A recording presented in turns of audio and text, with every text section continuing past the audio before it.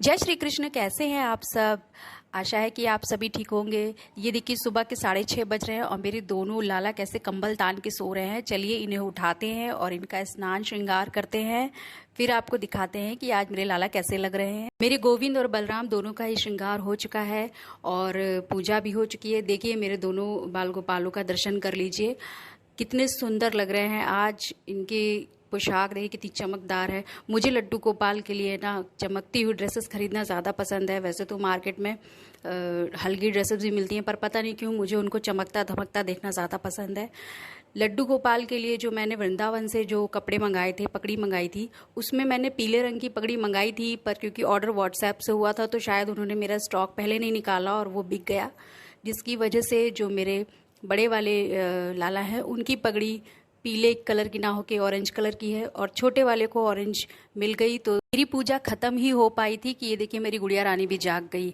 अब इनकी ड्यूटी भी देनी पड़ेगी। सुबह सुबह ना मेरा रूटीन बहुत टफ हो जाता है क्योंकि रात भर ये जागती है तो इसको संभालने में मेरी नींद नहीं पूरी हो पाती है। और फिर सुबह उठो, फिर इन लड्डू गोपाल को उठाओ, नहलाओ और उसके बाद जो है हस्बैंड को भी अगर काम पे जाना है तो उनको भेजो, अगर उनको भी ना भेजो तो वो भी नाराज़ हो जाते हैं। तो बहुत सारी चीज़ें देखनी पड़ जाती हैं, तो कई बार बहुत हेक्टिक डे हो जाता है।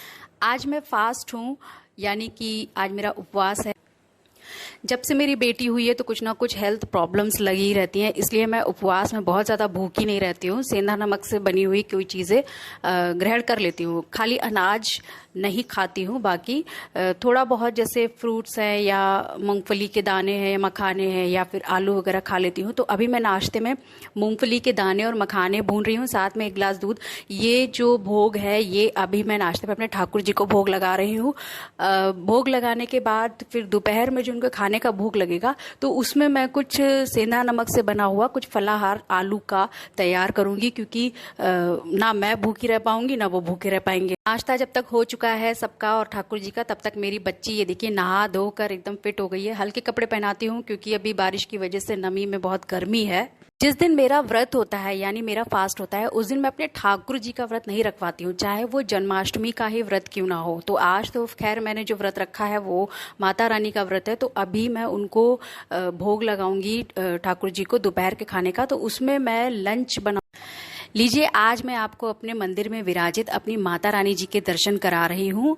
देखिए इन्होंने कितना प्यारा रेड कलर का लहंगा पहना हुआ है और ये ज्वेलरी पहनी हुई है। इसमें जो ये बड़ा हार है ये हमने इनको जन्माष्टमी में गिफ्ट दिया था और साथ में इन्हीं के दाहिने भाग में हमने लड्डू गोपाल को विराजित किया है। लड्डू गोपाल को माता रानी के दाहिने भाग में ही विराजित करना चाहिए।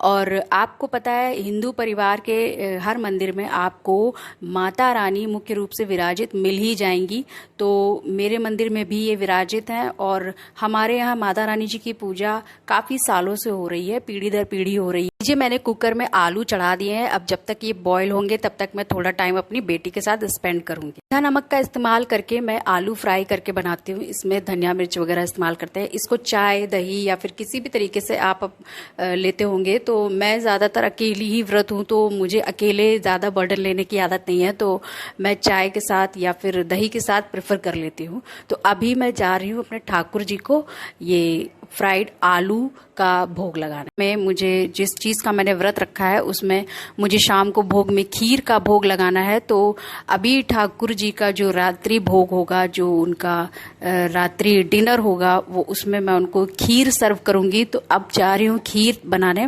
तो इस तरीके से जब मेरा उपवास होता है ना, तो मेरे ठाकुर जी को इस तरीके से भोग लगता है, क्योंकि अगर हमारा व्रत है तो वो भूखे नहीं रह सकते हैं, तो उनको मैं भूखा नहीं रखती हूँ, उनको खिलाती रहती हूँ।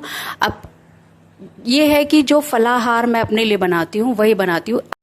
मेरी खीर तैयार हो चुकी है और उधर मेरी पूजा की भी तैयारी हो चुकी है। अच्छी बात यह होती है कि मेरी बच्ची जब सो जाती है ना, तो मुझे पूजा करने में बहुत राहत मिलती है। तो इससे पहले मेरी बच्ची जग जाए, मुझे अपने व्रत को संपन्न करना है, अपनी पूजा को जल्द से जल्द कर लेना। अब इससे पहले कि मेरी बच्ची जग जाए मैं पूजा कर लेती हूँ। तो मेरे वीडियो में एंड तक बने रहने के लिए आप सबका बहुत बहुत धन्यवाद। और जैसा कि मैं हर बार कहती हूँ, अपना ध्यान रखिए। हरे कृष्णा।